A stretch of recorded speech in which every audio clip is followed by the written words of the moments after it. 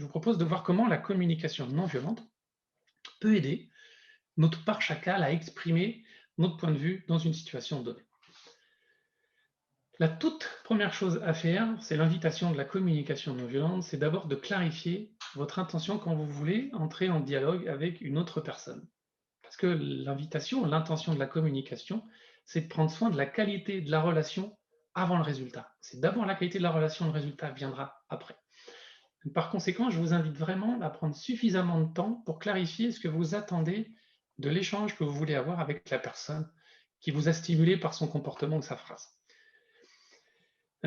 Parce que si votre intention est de lui gueuler dessus, de vous défouler, de le critiquer, de le changer, de lui montrer que vous avez raison, le risque est très élevé que ça ne prenne pas soin de la relation que vous avez avec lui et de rentrer dans un conflit qui vous amènera on ne sait où. Quand c'est clair pour vous, votre intention pour rentrer dans ce dialogue, la deuxième chose à faire, c'est de clarifier ce que vous avez vécu dans cette situation. Parce que si ce n'est pas clair pour vous, ça le sera encore moins pour la personne à qui vous avez envie d'en parler. Et pour ça, le processus de CNV peut aider à clarifier ce qu'on a vécu dans chaque situation. Mais avant de vous en parler dans le détail, j'ai juste envie de vous dire qu'est-ce qui se passe pour chacune d'entre nous lorsqu'on est stimulé par quelque chose. Ce qu'on observe, c'est qu'un stimulus génère un comportement. Et ça, c'est la partie visible de l'iceberg. En fait, le processus interne est bien plus complexe que ça, même si ça intervient en une fraction de seconde. En fait, ce stimulus est analysé par votre cerveau et le résultat de cette analyse est une interprétation de la réalité. Mais c'est votre interprétation de la réalité qui est basée sur vos valeurs et vos croyances qui ont été modelées au fil des années par votre éducation et votre histoire dans l'environnement dans lequel vous avez vécu. Et c'est cette interprétation, mais j'insiste dessus et je vais souvent insister dessus, votre interprétation que vous faites de la réalité qui génère chez vous des émotions qui elles-mêmes vont générer un comportement.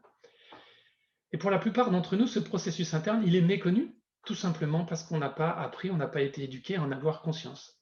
La CNV invite à avoir conscience de ce processus interne pour nous aider à identifier, à clarifier ce qu'on vit dans chaque situation, pour être en mesure, si on en a envie, si on en a l'élan, de le partager à la personne que l'on considère être le stimulus de nos émotions et de nos comportements. Mais j'insiste encore une fois, j'ai envie que vous gardiez à l'esprit que vous êtes seul responsable de vos émotions parce qu'elles sont le fruit de votre interprétation de la réalité. Donc, pour pouvoir clarifier en chaque situation ce que vous avez vécu, la CNV propose de suivre un processus en 4 étapes que je vais décrire, une fois encore, en l'illustrant par cet exemple de la présentation qui a été faite pendant une réunion. Imaginons que c'est vous qui avez fait cette présentation et que moi, j'y assistais et dont je me suis dit que c'était vraiment un cauchemar et que c'était horrible comme présentation. Donc, plutôt que de venir vous voir et de vous dire que c'était horrible, cette présentation, que c'était un cauchemar. Ou, presque pire de mon point de vue, au lieu de penser ça de la présentation, mais de ne rien vous dire, et néanmoins attendre de votre part un changement pour les prochaines présentations, prochaines réunions, voilà comment la CLV peut m'aider à clarifier ce que j'ai vécu pour éventuellement vous le partager. Première étape, l'observation. Qu'est-ce que j'ai observé factuellement pendant cette situation qui a eu un impact sur mon bien-être? J'observe comme si j'étais une caméra. Et une caméra ne fait ni jugement, ni interprétation de la réalité. Dans mon cas, la présentation a duré 1 heure au lieu de 30 minutes. Il y avait 45 slides, il n'y avait aucune photo, pas d'image, pas de graphe, que du texte de haut en bas de la présentation. Je vois dans les petites images qu'il y a des gens qui prennent des notes. Je voudrais juste vous dire que je vous partagerai le support de cette présentation. C'est peut-être un peu tard pour vous le dire, mais ça va peut-être vous détendre pour la suite. Pour éviter de prendre des notes, je vois Aline, je vois Marianne qui en prenait. Donc voilà, vous aurez tout ça pour le retravailler et vous aurez aussi la vidéo de disponible.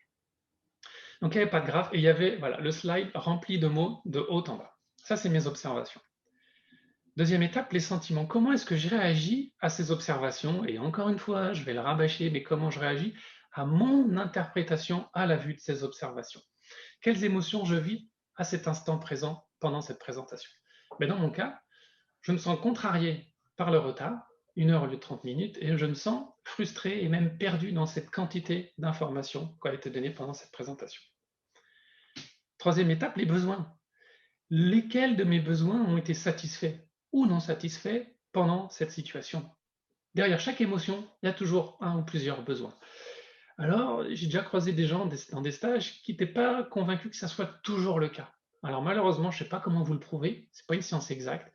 Je peux juste vous dire qu'avec tous les jours de formation que j'ai faites en CNV et la pratique quotidienne depuis plus de 4 ans, je vous assure qu'il y a toujours des besoins, des valeurs, des choses qui sont importantes pour vous qui se cachent derrière une émotion.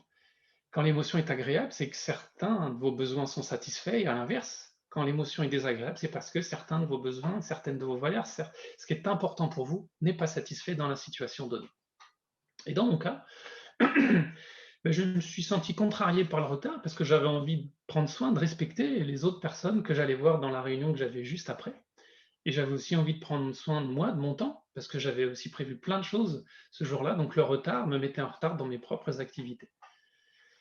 Et j'étais aussi frustré et perdu dans cette quantité d'informations parce que j'avais envie de comprendre les messages qui étaient donnés et dans l'idée de partager et d'échanger et de collaborer avec les collègues qui étaient là dans cette réunion. Et enfin, la quatrième et dernière étape du processus de CNV, quelles actions concrètes qui pourraient contribuer à mon bien-être et satisfaire certains de mes besoins, je pourrais demander. Là encore, je pourrais demander par exemple à mon collègue de respecter son timing ou au moins de prévoir un temps plus long pour la réunion et moi j'adapterai mon agenda en conséquence avec mes autres réunions et ce que j'aurai à faire dans la journée. Je pourrais lui demander de rajouter un temps de questions-réponses à la fin de sa présentation pour permettre à ceux qui n'ont pas tout compris de poser des questions, pour clarifier un peu certaines informations qui ont été données. Je pourrais lui demander aussi de simplifier son support de présentation, enlever quelques informations qui sont peut-être superflues dans une présentation qui ne dure qu'une demi-heure ou une heure. Je pourrais aussi me faire des demandes à moi-même. On augmente les chances d'entendre un oui quand on se fait des demandes à nous-mêmes que quand on les fait à quelqu'un d'autre. Et si cette personne n'a pas l'élan, l'envie de modifier des choses parce que c'est trop compliqué pour elle, je pourrais moi décider de plus aller à ces présentations et juste de demander qu'il m'envoie son support de présentation, puisque toutes les infos s'y trouvent, 45 slides avec du texte de haut en bas. Donc voilà toutes les possibilités de demande pour satisfaire certains de mes besoins. Donc voilà, en quelques mots, quelques minutes, comment appliquer le processus de CNV pour clarifier ce qu'on a vécu dans une situation qui est réaliste, elle est réelle pour moi, et ça peut être n'importe quelle situation de la vie personnelle, professionnelle que on peut vivre tous et chacun. Alors, quelle que soit la situation, c'est pas toujours aussi simple que l'impression que ça peut donner quand je vous le décris, là, moi, en seulement quelques minutes. Déjà parce qu'il y a aussi une connaissance et une intégration du processus, mais aussi parce qu'il y a des situations qui sont plus complexes que ça, plus complexes, qui viennent stimuler des choses qui sont importantes pour nous. Ça parle de nous, de notre histoire, de notre éducation et parfois même de nos blessures. Et c'est ça qui rend la pratique un peu plus complexe. Néanmoins, si ça vous semble compliqué à faire en toutes circonstances, en toute situation, j'ai envie de vous rassurer en vous disant que ça s'apprend en participant à des stages et des groupes de pratique. Et surtout, ça se pratique au quotidien. C'est l'avantage, c'est que la vie nous offre régulièrement, j'ai envie de dire presque tous les jours, des situations dans lesquelles on peut pratiquer le processus de communication non violente.